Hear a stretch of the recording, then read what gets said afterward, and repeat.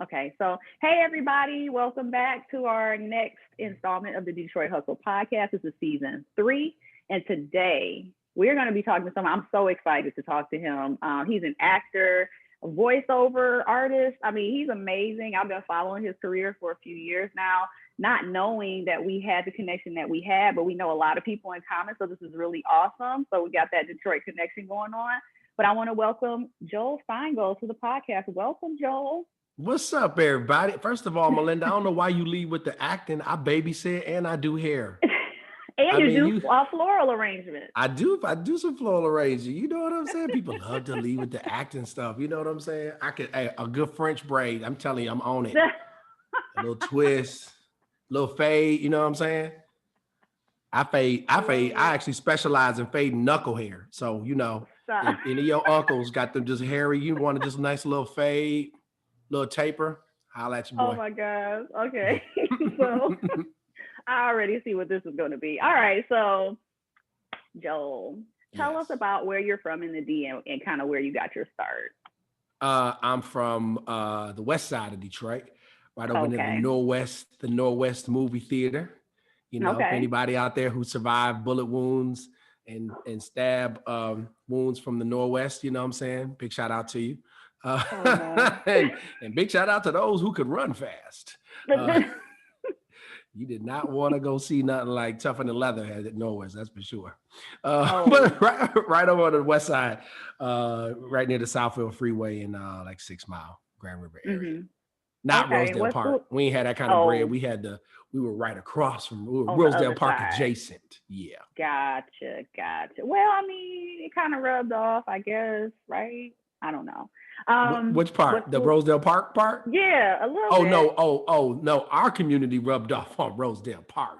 Oh, okay. I get it now. I see what you're saying. They tried to steal my bike in Rosedale Park in the supposed nice area. See, don't believe the hype. See, you never know. You never know. Gotta watch your back. What schools did you go to in Detroit? I started off. I actually spent a little stint at Plymouth Congregational Church, like preschool, and then I think a little bit of kindergarten because I think, if my memory serves correct, there was like a teacher's strike or something. But so I spent a little bit of time there. Then I went to Golightly Educational Center from 1st grade all the way through 8th grade, and then I went to Cass Tech for high school. Okay, I went to Bates. So I know Golightly was kind of a bit of a rival for us. A little bit. My mentor, Mr. Johnson, was Ray Johnson. Love Ray Johnson. Shout out to Mr. Johnson. I just talked to him a couple of years ago on the phone. So I just spoke to him yesterday. Did you? Awesome. So now I have to call him again. Yes. It's been a minute. All right. So that's awesome. So Cass Tech, what was your curriculum? Because I don't even know that. My curriculum, believe it or not, was not cosmetology and hair. It was theater. Okay, no surprise. Performing arts curriculum. Okay, awesome. So I know Miss McCormick was a big influence for you. Yeah, huge, yes. Okay, so then what was your journey from Cass to now? I know that's a chunk, but can you kind of give us a bit of an overview of how you made it from Detroit to LA and all the things that you're doing now? Yeah, I left Cass and that I was choosing between 2 colleges, either Howard or North Carolina School of the Arts. And I decided to go with North Carolina, even though like there was a big part of me that wanted to go to Howard, but North Carolina, they offered me a little bit of bread.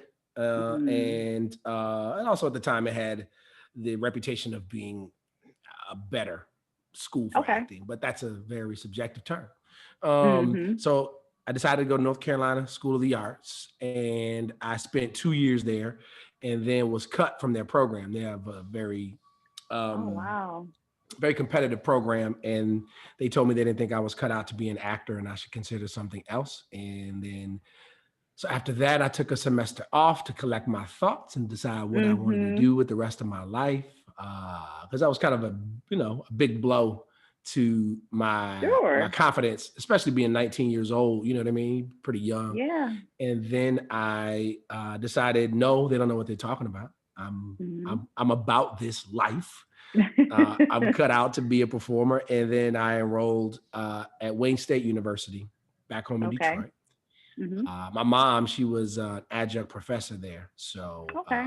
I was able to go there for half off. You know, we love a hookup in the Hey. D. You know, Detroit Hustle. If your Detroit Hustle don't involve a hookup, you doing it backwards. Right. Also known as low student loan. So that was nice. Right. So, and also Wayne has and has had a wonderful theater program. So Mm-hmm. I was honored to be able to go there and finished up, graduated from Wayne State, got to do, quite a few productions on the Bonstell stage. Okay.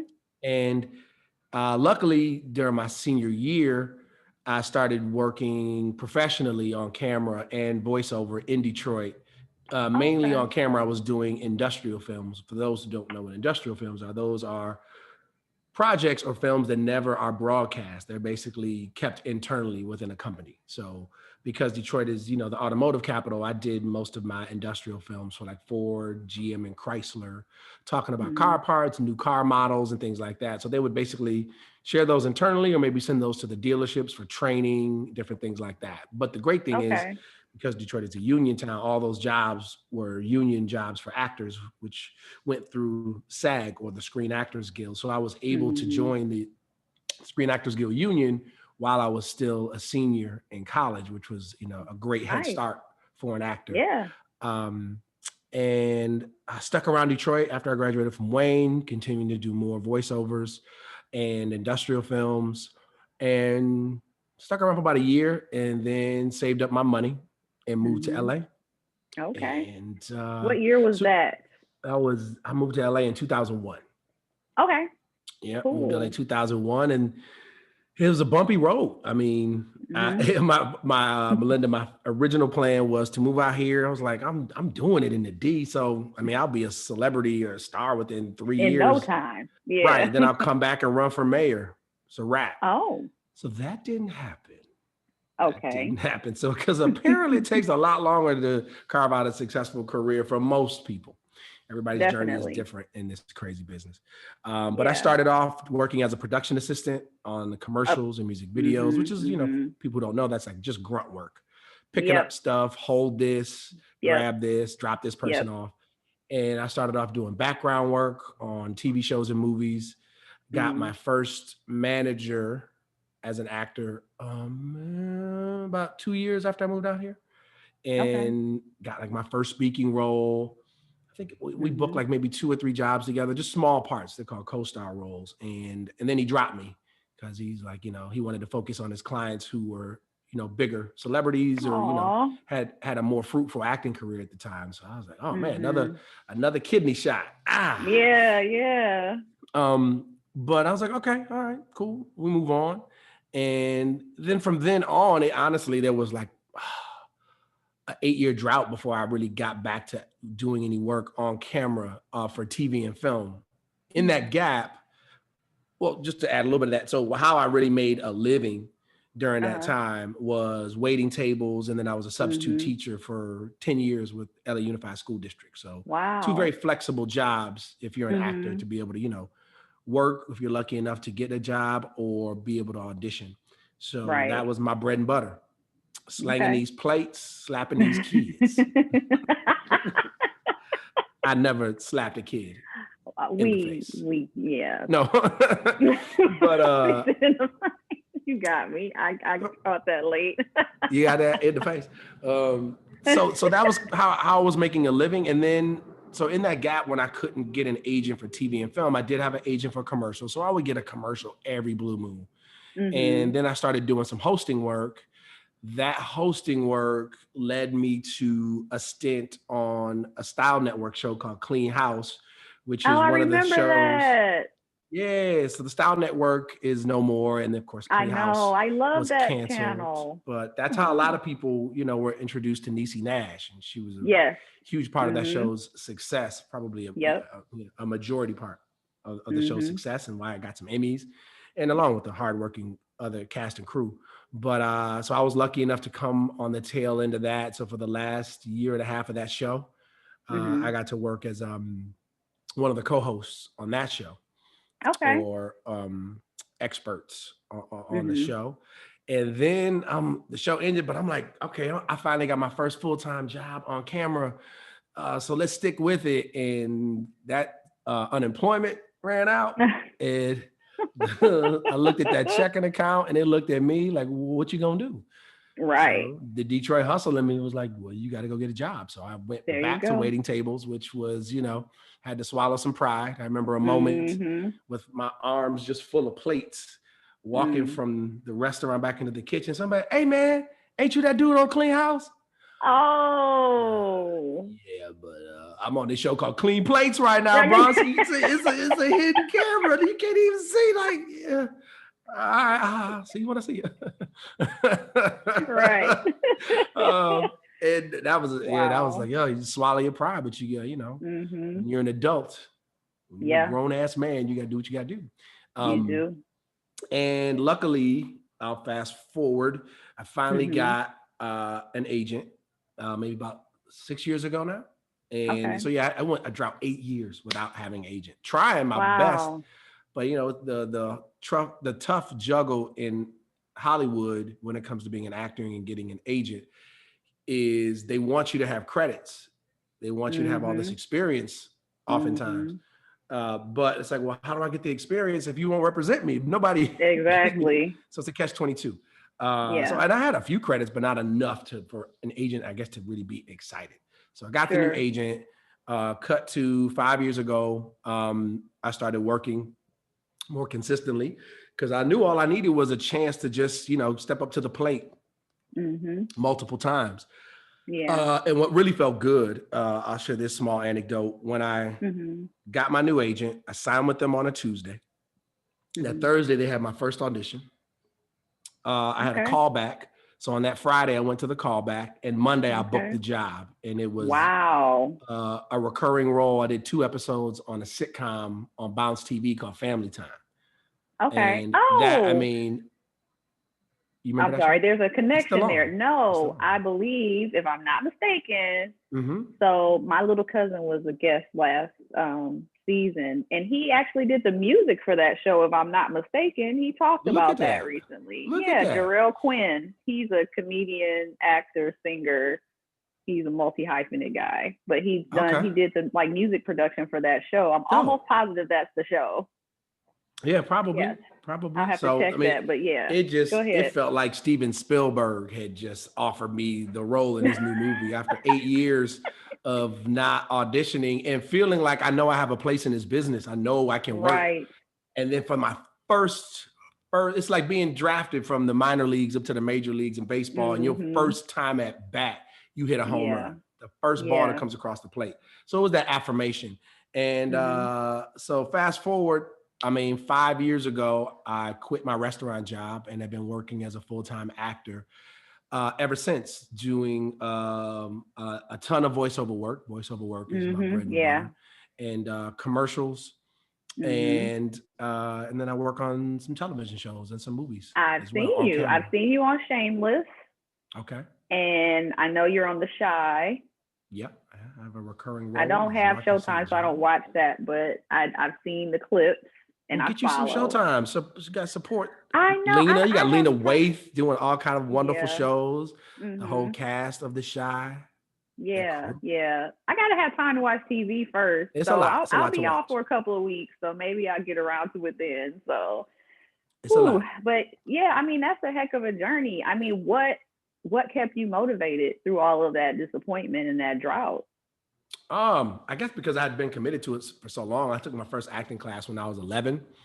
Okay. And I invested so much time here in LA. I was like, what is the alternative?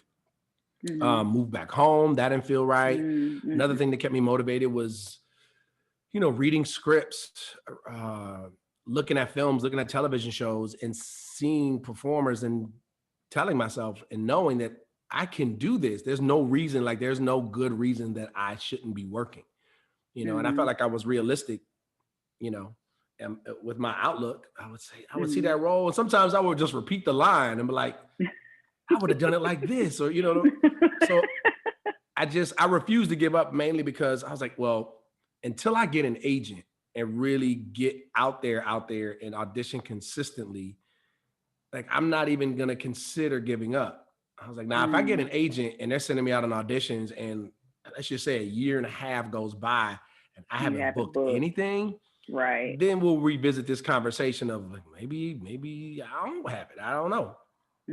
But so that's what it was for me, was I won't even consider making a pivot until I get access, until the gatekeepers let me in. Sure. And they let me in the arena, and I was able to put some points on the scoreboard. Well, that's awesome. I mean, and you had to just have a certain kind of knowing or confidence that this is what you're supposed to be doing. Like your inner compass, so to speak, has got to be guiding you. Like you said, you could have gone home, but you said it didn't feel right. And to people on the outside, logically, that might not make a lot of sense, but it's not really all about logic, is it? No, yeah, that's, faith is, believing in something that can't be seen, can't be proven. So, you gotta have that faith. And I feel like, when you do have that faith, a lot of times it's something that can be subconscious that people, they feel, when they're around you, or they get this feeling from you, like this person believes in themselves in a very realistic way. And oftentimes that can, convert into, people hiring you or people just looking at you in a different way. Sure. Well, I mean, that is awesome. I didn't know your journey in detail like that, but to see where you arrived to, and I know you haven't arrived. I'm sure there's a lot more that you want to do in your career, but it's just like, wow, that even humbles me, and I haven't even gone through that. So kudos to you for sticking with it and hanging in there. They tried to bury me. They forgot I was a seed. Okay. Right.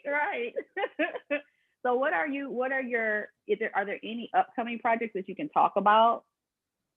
Yeah. Okay. Well, thankfully they're bringing me back to season 4 of The Chi. We start shooting, I think into January is when we're back. So I'm excited to return to the show. I have no idea what the storylines are going to be this season. So that's exciting to, kind of be left in suspense. But as of now, I believe I'm on hold for the first 3 episodes of the season. So okay. And what's the character's name again you're playing? His name is Martin St. John. Okay. St. John. So, all right. That's for the audience, you guys. So if you're fans, remember, this is the guy. And if you don't know and you want to check it out, exactly. I'm gonna have my clothes off. I think for the first 3 episodes. I think that Showtime don't know that yet. Showtime don't know that yet, but we gonna learn the backstory of Martin St. John and how really he made his money from his OnlyFans page and then invested that into some hedge funds. I think people need to understand that his journey was not as polished as he. You know what I'm saying? Spoiler alert. Now I was gonna say that when I caught you on Shameless, I think you did not have clothes on. I was like, oh.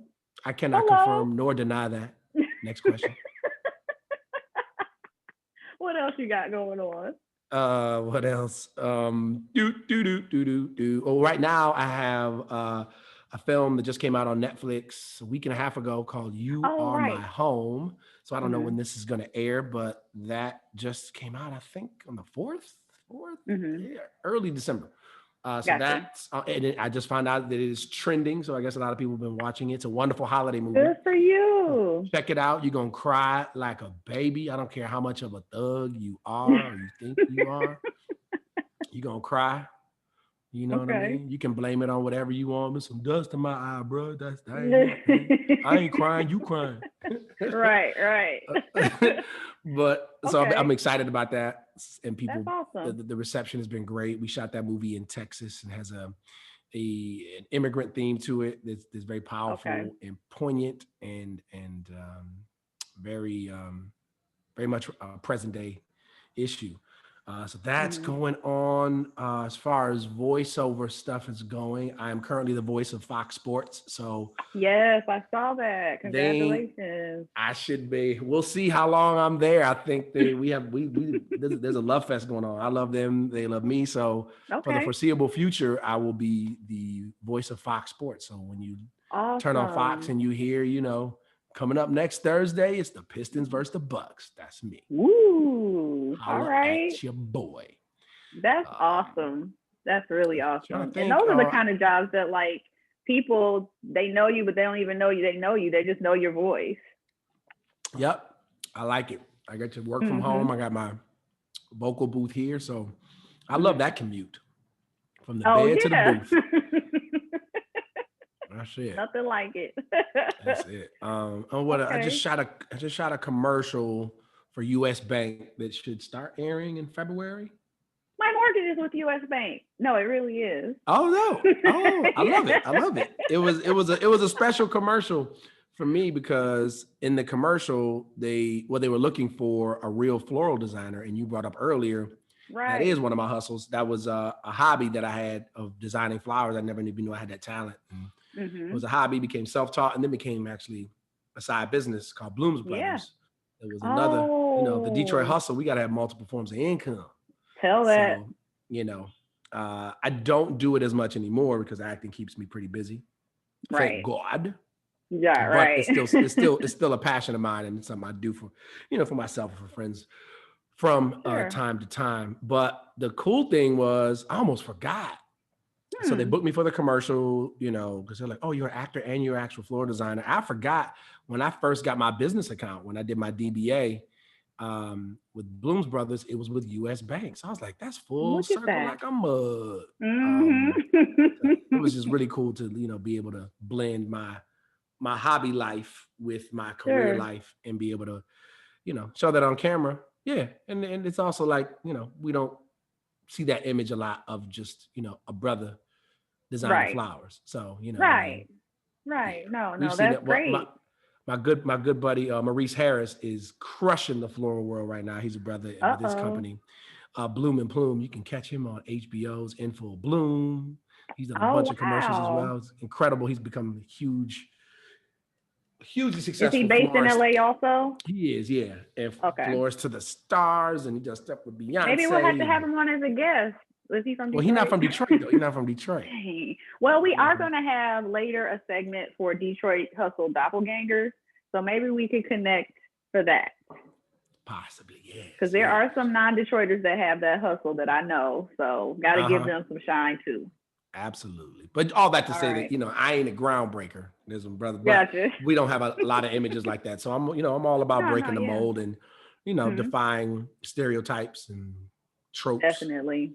Yeah, that's important. Very important. So that's awesome. So you got a lot of stuff going on. That's really cool. So everybody you heard, you need to be following all this stuff and checking him out. I will be doing it myself.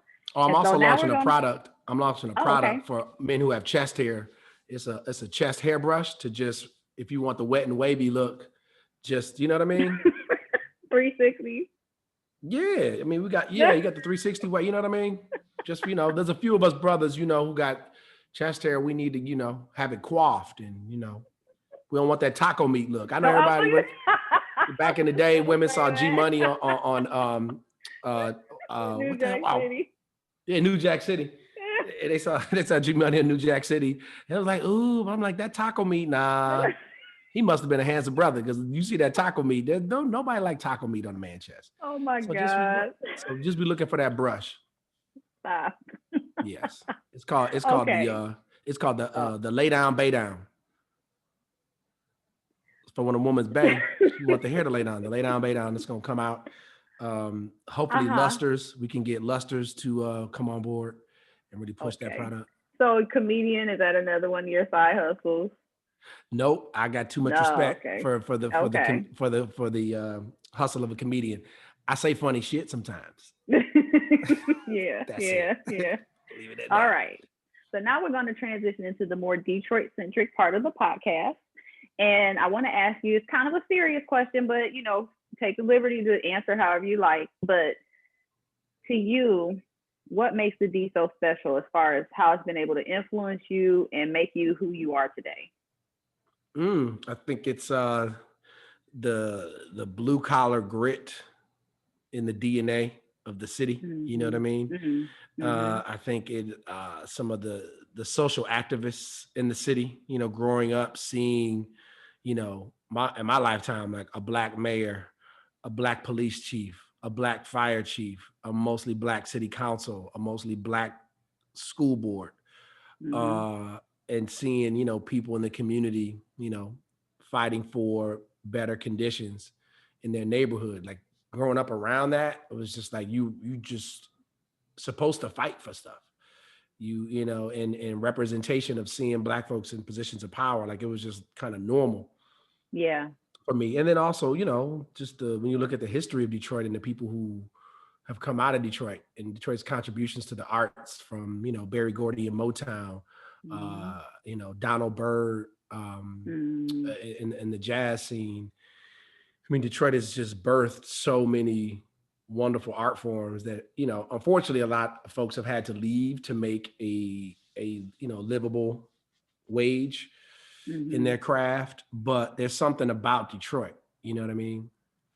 So I think it is just that grit and that rich culture, you know what I mean? With all the Black folks who came during the Great Migration from the South, it created something special in Detroit. So it has that, you got that little bit of that Southern essence. You got that industrial flavor from the, you know, the car factory, the faith-based culture, you know, all the churches in Detroit.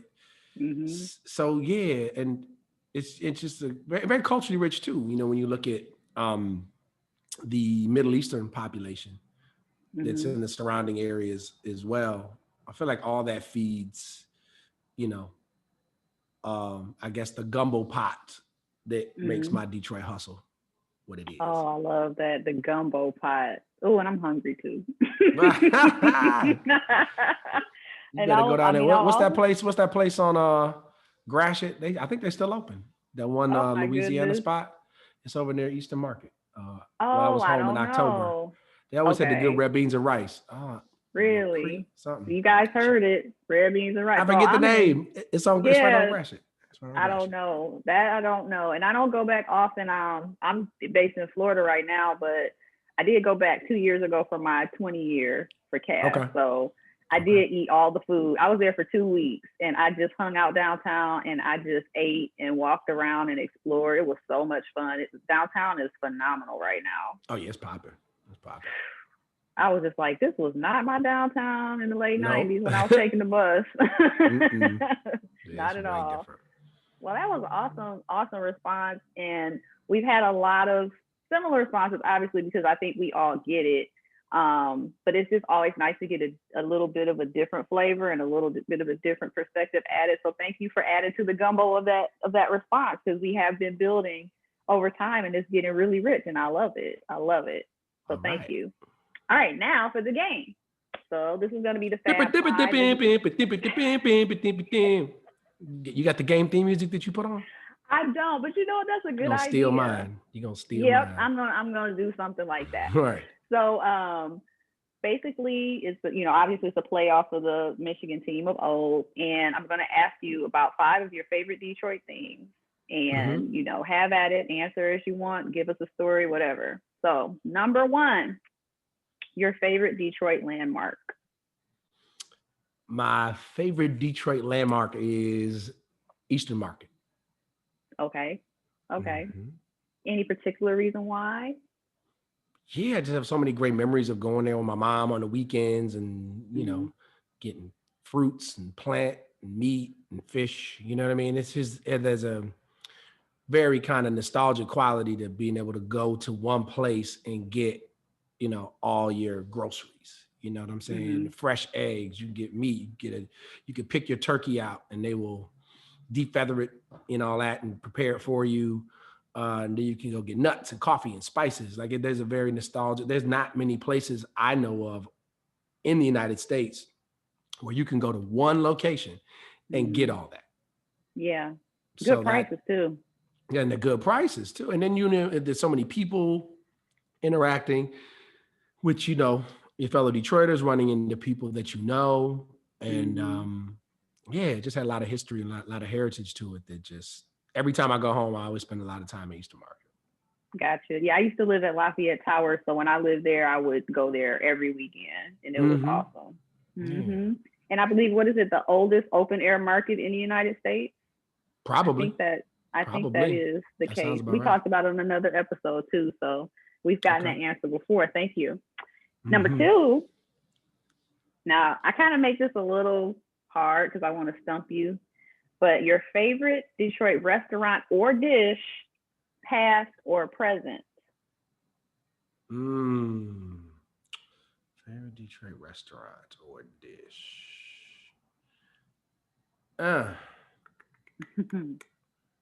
a tough one. I would probably say, yeah, there used to be a brother named Sabriz, Muslim brother. He had a spot on Livernois, a little small shack, and his food would take forever. But he made it with so much love, and he had this falafel.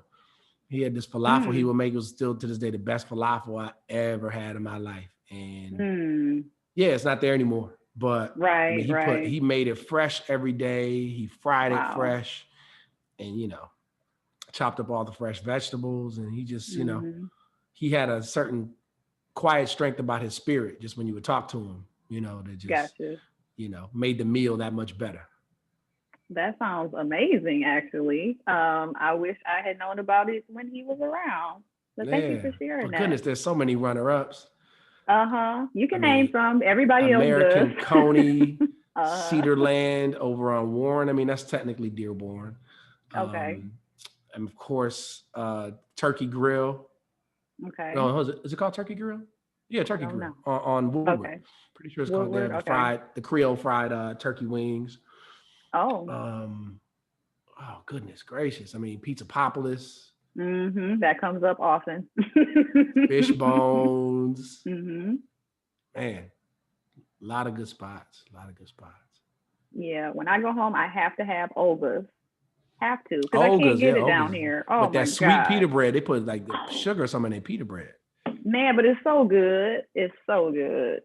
It is, no, in a good way. I mean, they put it's like this sweet, like this sweetness. You just can't. It's so unique. So unique. I know I'm hungry because I'm like right. Just going back to food. Definitely going to be eating lunch after this. Anyway, so number 3 is your favorite downtown event, downtown only. So festivals, stuff like that. African World Festival, which I don't know if they have that anymore, but that was it, the African World Festival. Is there any reason why you picked that? That's a popular answer too, by the way. Yeah, it was just a celebration of, our African heritage, and they had so much interesting food. You would just smell it in the air. You would smell, different spices than you would typically smell if you were going to, your kitchen or a restaurant. All the different accessories and clothes and stuff that you could buy. The bands and musicians that played. They would King Sundiata Keita and his dance group and drummers. They would, parade through Hart Plaza, playing. It was just a real special time. Definitely. It was always right before we went back to school too. So that's how I remembered. Oh yeah? I've never remembered the time. It was like the end of August. Yeah. Okay. All right. So number 4, and this is a favorite. Your favorite Detroit sports team? My favorite Detroit sports team are the Detroit Pistons. Okay. Them Stones. Yeah. I would. I don't pick one. I kind of like them all for different reasons, but the Pistons definitely were like the standout in my childhood and my development, just because of the Bad Boys. I was like 8 when they won that first one. And then when they lost to the Bulls, I didn't watch basketball for like 13 years. I was so emotionally scarred. So I would say that they've had the most effect on me, but I'm kind of with you on that, but I don't really pick. All right. You just force us to pick.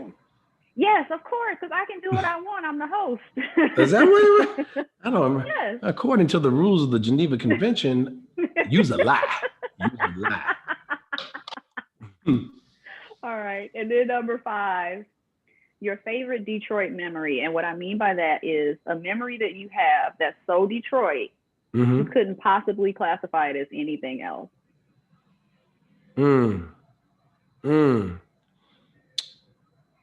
Favorite memory. Man, that's a tough one. I would say my favorite memory. So I was raised, my mom was Jewish, my father was Black. But my mom raised me on her own. Okay. And I had a bar mitzvah when I was 13, and we had my bar mitzvah party at the Majestic Theater on Woodward. Oh, okay. On Woodward Avenue. And it was so Detroit because it just kind of, it brought together all these different parts of my life. Number one, I've always liked magic. I'm kind of like a bootleg amateur magician. And the Majestic Theater was the last theater that Harry Houdini performed in before he died. Really? So to have it there had some significance. Yeah. And then the cultural significant element was that the kids in the suburbs who I went to Hebrew school with, I went there like one day a week. A lot of them, didn't come to Detroit much. I'm sure you know that there's been a history of kind of like a hard divide between the city and the suburbs. And so those kids got to come into the city, which is something they didn't normally do. And then you had, my friends from Detroit Public School, who were mainly Black, who had never been to a bar mitzvah. So you had these two groups of people who typically weren't in this environment together, in a place that had some cultural significance. Well, not cultural, but had a meaningful significance with the whole, Harry Houdini performing there, me liking magic. And I worked there, actually. I was the water boy at it used to be called the Gnome Restaurant, which was right in front of the theater. That same family, the Zania family, owned that whole block. So it just felt like a very Detroit type of experience. You know what I'm saying? Definitely. You married the two worlds, and it was magical, and it was right in the heart of downtown. Right in the city. That's awesome. Yeah. That was a very unique answer. I like that. Well, thank you. Yeah, thank you so much. Because I think what we're trying to say is there's magic inside of all of us. Yeah, what he said. It's like the more you know, rainbow is just gonna go across. Right, the more you know. Don't get me to trying to edit stuff in. Right. This podcast brought to you by the Bay Down Lay Down brush for your chest hair. Yeah, plug. Well, I am so sad because now we're done, and I had such a great time. I am just like thrilled that we finally got a chance to talk to each other. This is awesome. Like now I can count you as a friend of the podcast. There we go. Thank you so much. Hustle. The Detroit Hustle. And I just need to stop talking because I'll just repeat myself. But thank you so much for your contribution to the show. You just made it that much richer. And I just really appreciate you giving us some of your time today, because like you said, you got a lot going on, but we really appreciate that you did this for us. So thank you so much. Oh, my pleasure, Melinda. It's a lot of fun. All right. Well, everybody, that's another episode of the Detroit Hustle podcast. Stay tuned and tune in next week. Bye.